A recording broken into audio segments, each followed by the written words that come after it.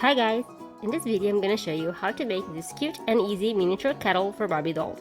And ideally this belongs in a set with the miniature toaster I showed you last month, and if you missed it you can click on the link in the top right corner to watch it. I also made templates you can use to make your own miniature kettle, and you'll find the download link to the free printable one at the end of this video. And in my shop you'll find a digital version for cutting with a Cricut or Silhouette cutting machine. But let's get started.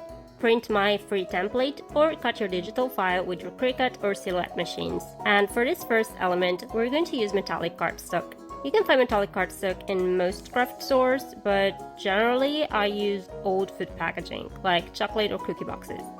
And sometimes this type of cardstock is a little thick. And if that's the case, simply peel off the printed layer and keep just the metallic part. Then roll it against a pen or a paintbrush to give it a rounded shape. And you want to keep the metallic layer on the inside. Now, this is optional, but if you want, you can peel off the metallic layer just on that little tab on one end to make it thinner. By doing this, you'll make the surface of the kettle a bit smoother. Glue the tab to the opposite end of the cardstock piece to give it a conical shape. For the next element, we're going to use a piece of simple cardstock. If you don't have any black cardstock, any other color will do. You'll just have to paint it black later. Now fold all the tabs upwards, and this is really easy if you use tweezers. We're going to glue this piece to the bottom of the little cone we made earlier. Put just a little bit of glue over the edge of the cone and then glue it to the little circle.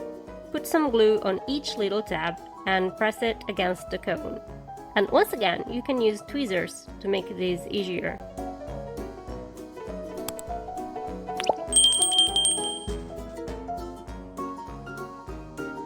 This part is cut into metallic cardstock. Basically, we're going to repeat the same thing we did earlier, but this time we'll glue the circle to the top of the cone. Fold all the tabs, and if you want, you can peel off the metallic layer to make them thinner. Then glue the circle to the top of the cone, and finally glue the tabs to the cone's surface. And this is the base of our miniature kettle. Looks pretty bare, doesn't it? Let's add some details. For starters, cut two little strips of clear tape and attach them together, sticky side to sticky side. You'll end up with a piece of thin clear plastic. Cut this piece of plastic so that it's just a little bigger than the slit in the kettle's surface. Put a tiny piece of double-sided tape on every side of the plastic rectangle and glue it to the kettle. Next, we're going to make a lid for our miniature kettle. Cut this part into cardstock, and for the next part we're going to need a piece of clear plastic. As usual, I'm using a piece of old plastic packaging. To make the lid, simply sandwich the plastic part in between the two cardstock parts. I used a sticker maker, but you can also use multi-purpose glue. You should end up with this little thing looking like a magnifying glass, sort of. Bend this part at a 90-degree angle. Then glue it to the top part of the kettle using white glue. Make sure you glue the little connecting part at the opposite side of the little spout hole.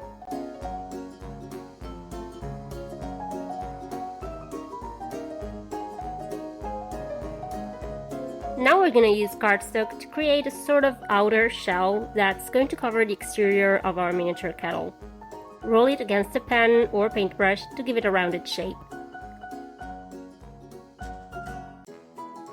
Then glue it over your miniature kettle starting at the center. Let it dry for a few minutes, and when it's set, glue the rest of the cardstock. I like to spread the glue with a brush to make sure that I'm not using too much of it.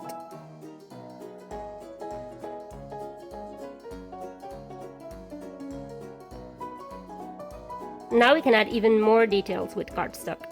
Wet this piece with some water so that it's easier to bend.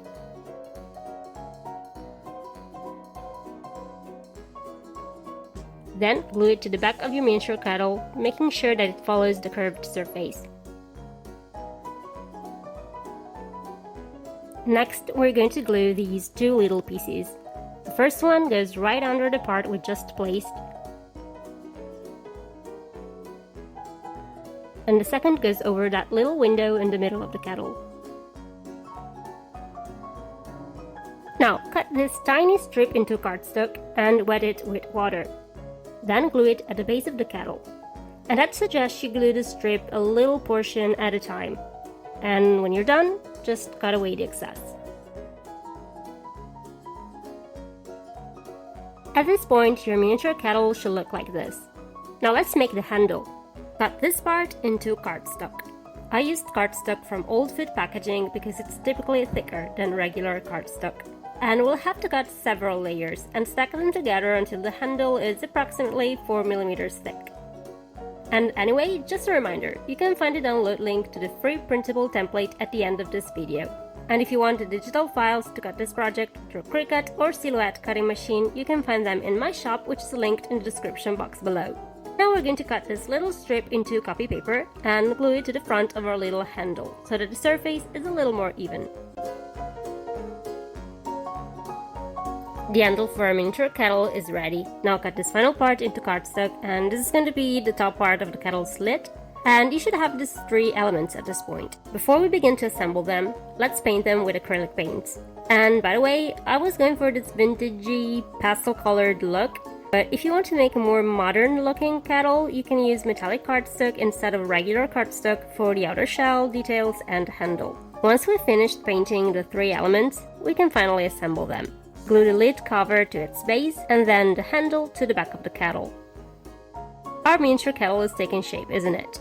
Now it's time to add more details. Cut this part into metallic cardstock. Glue this first piece over the kettle's handle. Finally, glue the lid release button as well. Next, we're going to add the on-off switch. Cut this part twice and glue both layers together. Then put a little glue over the straight edge and place the switch into its slot under the handle. Finally, cut this part into cardstock and glue it to the bottom of your miniature kettle. I'm using a sticker maker, but white glue works too. All that's left to make is the spout. Cut this part into metallic cardstock. This time we need both sides to have a metallic finish, so I simply glued 2 pieces of metallic cardstock together. Use a toothpick to curve the cardstock at the center. Then bend both ends using a pair of tweezers. When you're done, glue the spout to the kettle. And our miniature kettle is almost ready. All that's missing is the power base. We're gonna use cardstock, even from old packaging, to make it. Cut this part 4 times, then cut a piece of black sewing thread and glue it to one of the circles.